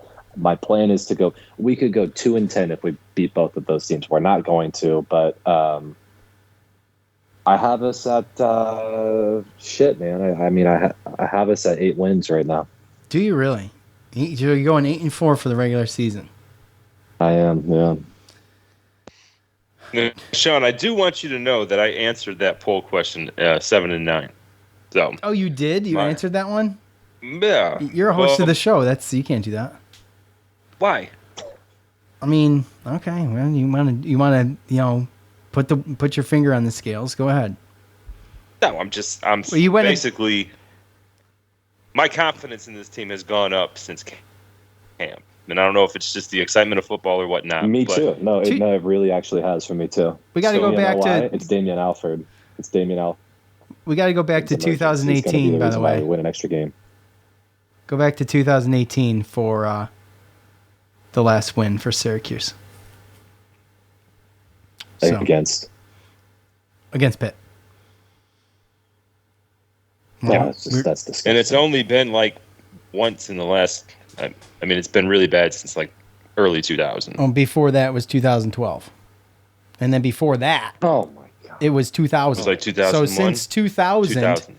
We've won 3 times. Yeah. 2000, 2012, 2018. Are you kidding me? No, I'm serious. That's how bad it's been, bro. But before that, though, guys, it was tremendous. I mean, Oh, well, yeah. You're talking about when I was alive. Yeah. Tyler was just a little kid. I was taller than Tyler. Oh, Jesus. That was not a very long point in time. It probably wasn't, but there was a point in time where I was taller than you, though. I mean, it's just the reality of it. It's Yeah. Well, you'll be taller than my son for 2 years as well. Maybe if I'm lucky. If I'm lucky too. As soon as he can stand up and walk, I'm in trouble. I mean, let's be honest. So I'm in trouble when that happens. I mean, his wife's taller than me, so. Oh yeah. She's probably taller than you too, Joe. How tall is Katie? Who? That's probably like 5'11". Oh, okay.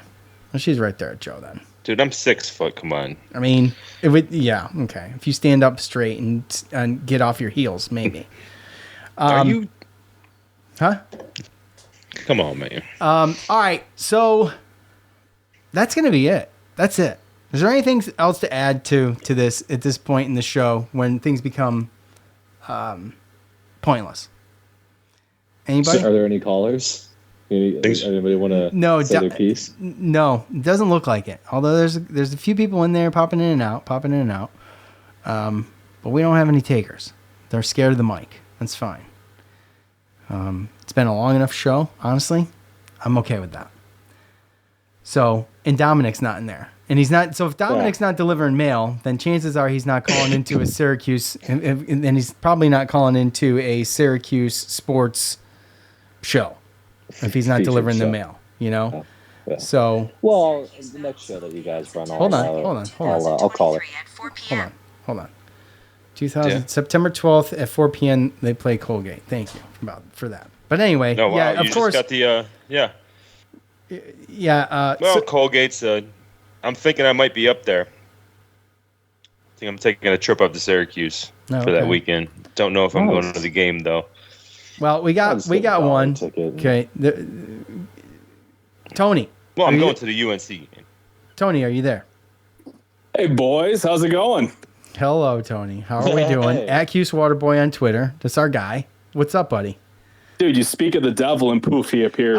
I went into the room when Tyler said if there's any requests for speakers, and I thought to myself, well, if Tyler brings it up and we bag on it a little bit, I bet you I could coax one into it because I'm looking right at him. He's sitting right there on the job. Yeah, man, I'm really into peer pressure. All you got to do is say jump and I go. Yeah, I see that. What's going on, my man? That's what it be.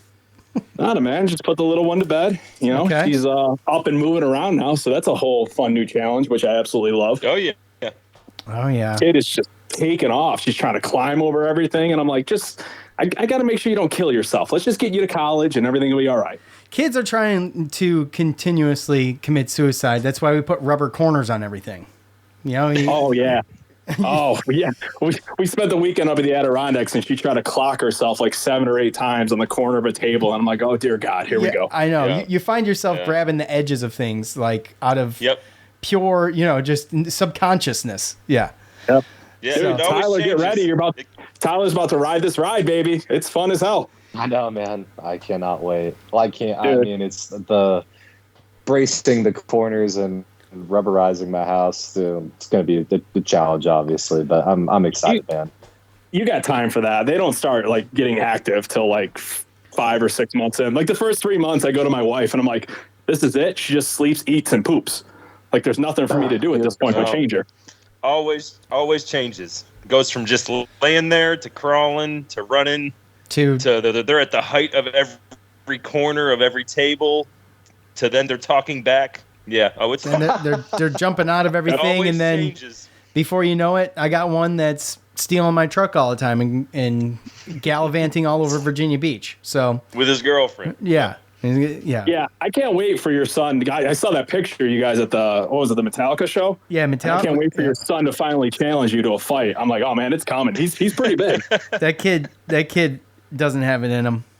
I will tie him in a knot. By the way, we'll see, man. I know that kid. I don't recognize him anymore. That's like the most maturity I've seen in a human being, like ever. He is. Grew up fast. He'll be 16 or no, he'll be 17 in January. Oh, he's at that age. The first time I challenged my dad to a fight, I was 15, and he whooped my ass. He literally had me down on the ground, pinned my shoulders down, and just like peppering me in the face with like playful but hard slaps. Like he's like, nah, man, you ain't ready for this yet. You don't want this smoke. Here's the thing with Dylan. He gets so serious so quick I can't even play. So it is either this is going to happen, or I just don't even mess with him. And right now for me, I'm just not going to mess with him right now stage because, I don't need to, first of all, I don't need to hurt the kid. You know what I mean? It's either he's going to get hurt or I'm going to look silly. So I choose not to look silly. But you sound just like my old man who's now 63 and is 150-pound, like 5'6" Guido. And I'm like, Pops, you've seen me without my shirt on. Like I would destroy you. Well, so it's funny, and I know I put this on Twitter, but the Metallica concert, it was just a month removed from the day, where it was 28 years before that was my first Metallica concert. And I was bringing my kid there. I was bringing my oldest son there. He loves Metallica. He shreds Metallica on the guitar. And brought him. That's awesome. Oh, it is. He's good too. He taught himself. I brought him, my wife, and one of my son's friends. So I wasn't like nervous or anything, but I remember how it was back in the day. It was freaking rowdy, man. And it was you know, you had to be careful sometimes depending on where you were. It shows like that. Plus Pantera was opening up for him.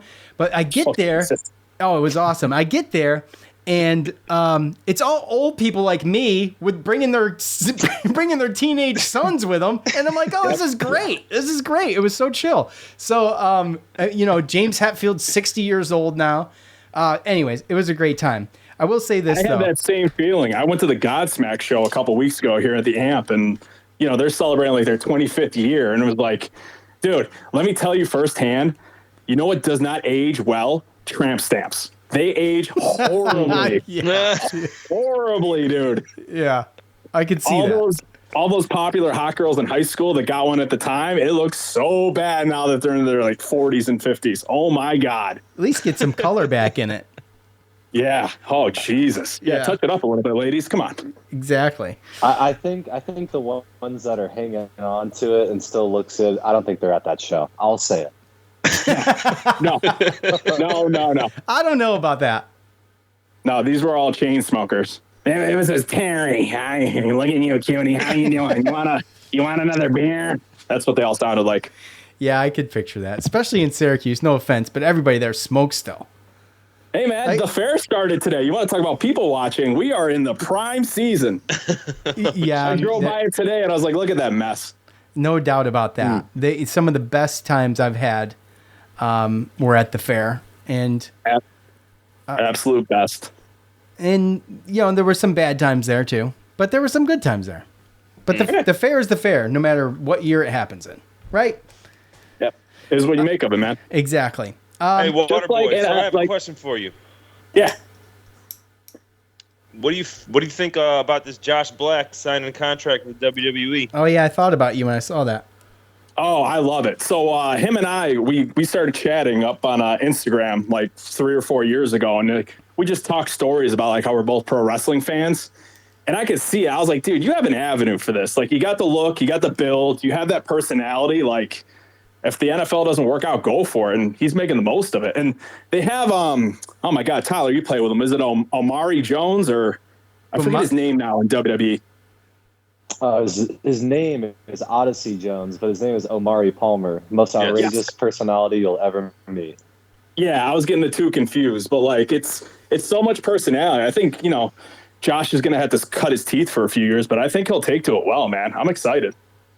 It's pretty cool. I agree. And I think Omari is kind of, I don't think he had like a hand in it per se, but he definitely like helped open the door. And I think Josh, obviously, with that door opening, had the rest to, you know, see it through. So I'm happy for him, man. I mean, it's good. All of that stuff, you know, it's all good for the gander. You know, what is good for him is good for the program, you know. So I'm excited for it. And I don't think people understand too, like how much athleticism and work goes into it. So like, I think Josh got picked out of 3 or 4 guys out of a class of 60. Like they basically just run you ragged with conditioning drills and just basically try to make you quit. Yeah. Yeah, man. Yeah, that's just like pro sport. Right. They make money, man. A lot of it. Wrestling's scripted, but it's not fake. You know what I mean? I mean, most of it's scripted, but it's not fake. I mean, people are getting their shit handed to them quite often. No, people need to go look at like on YouTube. It'll show you how a wrestling ring is made, and it's basically like metal bars with like plywood and then a very thin piece of like rubber matting over it and a spring, and that's it. That's all there is to a ring. They're like, if you want to figure out what a bump feels like, go in your backyard, jump up in the air as high as you can, and just land flat on your back. That's what it feels like. Yeah. And I mean, people are getting hit. I've watched all those old school behind the wrestling things on A&E or whatever the hell it is. But like, right. You know, well, and they know how to take it, right? They learn how to hit. They learn how to take it. It's not like they're trying to kill each other, but it's not like they're not taking pain at the same time, this, right? This is, yeah. Well, it's totally off the subject. But Roddy, you callus up your back, basically. Like, even like hitting the ring ropes will just burn you the first few times. I mean, was it Jake the Snake Roberts DDT and Ricky the Dragon Steamboat on concrete? I mean, he really went to the hospital. God. I mean, that wasn't a joke. Yeah. Just look at Mick Foley, how much he put his body through, landing on concrete all the time. Yeah. So, I mean, you got to be big like Black. You got to be tough like Black. And he started this when he was still on the team. You guys remember the tweet where he did the backflip off the wall and The Rock got a hold of it and all that. Well, you get on The Rock's radar, you're doing something right. Right. Exactly. You have to also be cut like an action figure. Yeah. There's a high barrier of entry too. Right. All right. No. You want a little bit of impact. I mean, input. Joe Rogan had Ric Flair on his podcast. I listened to that one. It was amazing. Great podcast. And to listen to Ric Flair's stories and the stuff that he did to stay as fit and as big as ridiculous. On a daily basis. Crazy. And that guy burned the candle at both ends. He's like, I would party till 4 a.m, go to the gym, go to the next town, travel 300 days a year. Like, I'm going to listen to it tomorrow. He's got Hulk Hogan on next too. Oh, I would love the Hulk Hogan one. That's my guy. Entertaining podcast, dude. And he survived a plane crash and broke his back and still went back. It's just crazy. The stories he had was insane. Go look at pictures of him from 1973. He was built completely different. He was a big muscle-headed dude. And, after the plane crash, he kind of slendered down and got more cut. Tony. Yeah. Back to the task at hand here. You got to answer the question. I'm down. About what's your prediction for Syracuse football, record-wise, this year? 8-4 bowl game, and we get a 9th win. And we will upset Clemson at the Dome. We're going to have a hard stretch with October with those 3 away games in a row. I think we'll lose at North Carolina. We'll win at Virginia Tech, which I'm still trying to goad you guys to go to because that's going to be so much fun. I know. Here's my thing with it. And since we're talking. Because everything else is just text, though. And it's just I don't feel like texting all that. My goal kind of was to go to all these away games and do something different. And if I could do 2 in a year and go to Virginia Tech and then go to a different one, I would. The thing is I'm just not sure if I can, and I definitely have to go to an away game.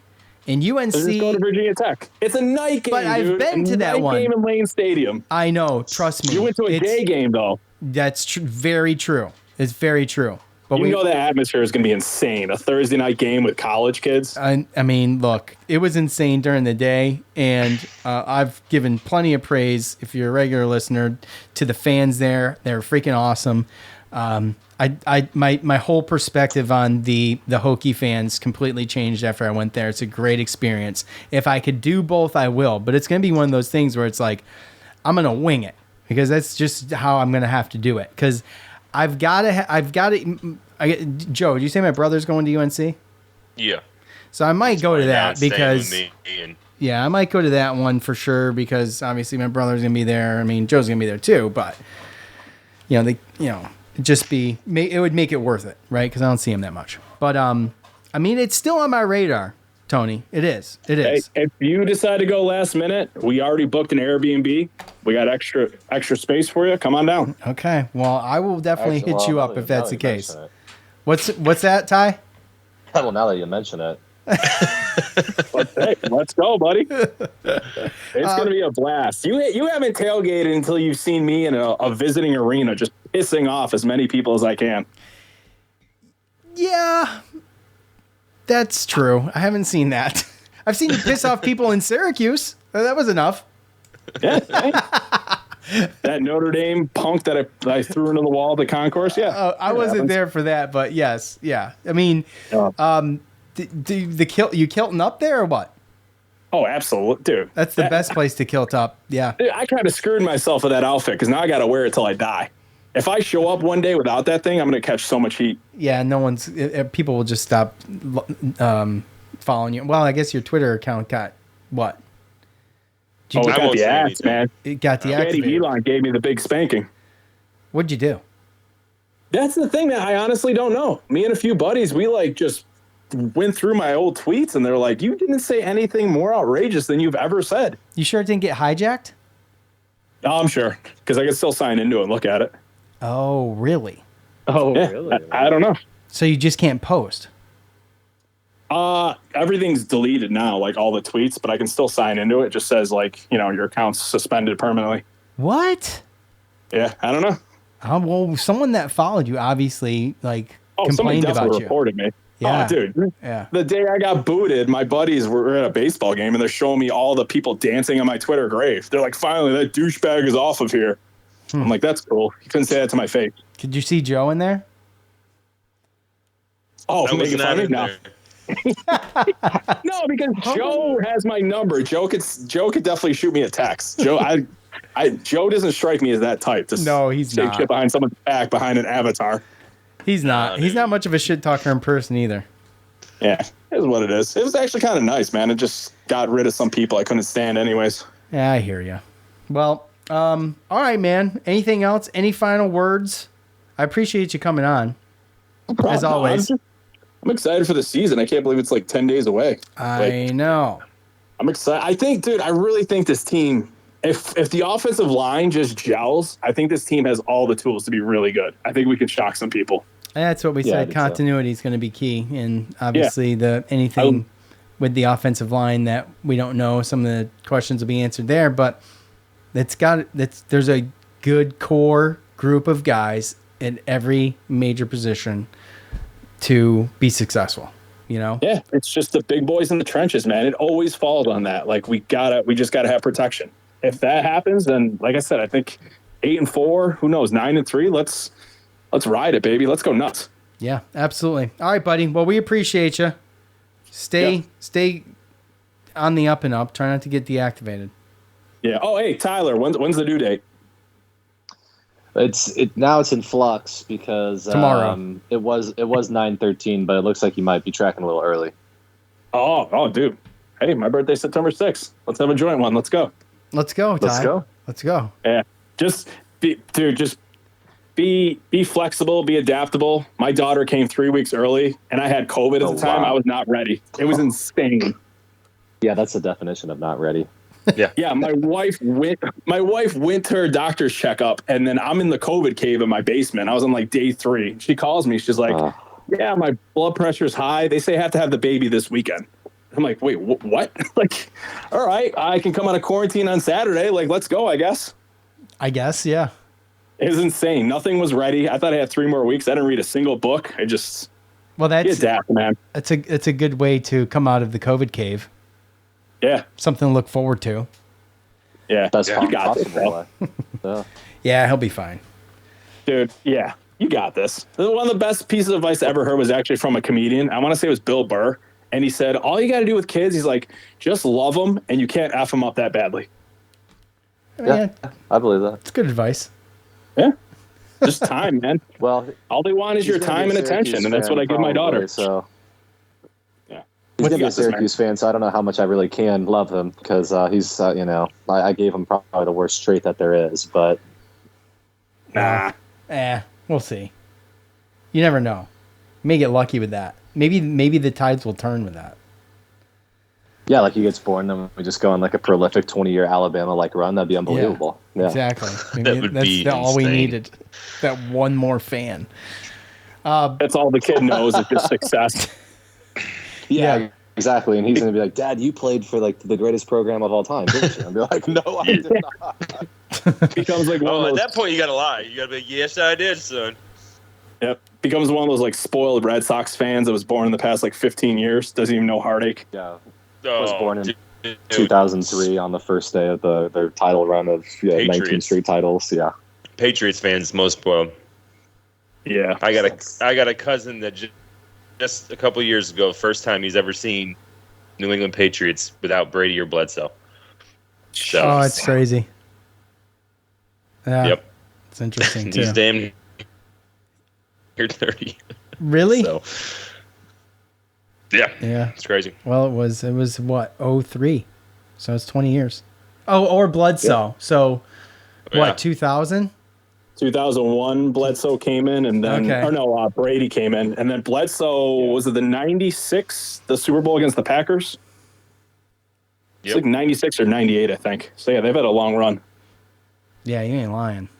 I think Bledsoe got there in like 93, I want to say.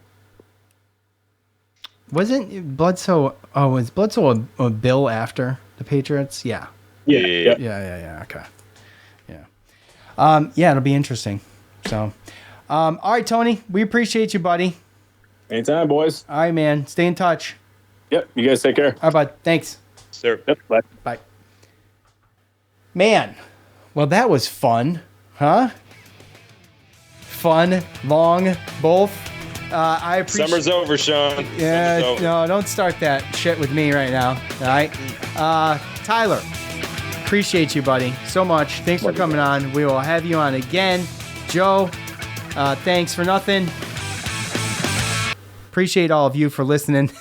For Joe and Tyler today, I'm Sean. We're out. Peace. See you, Summer. That's not funny.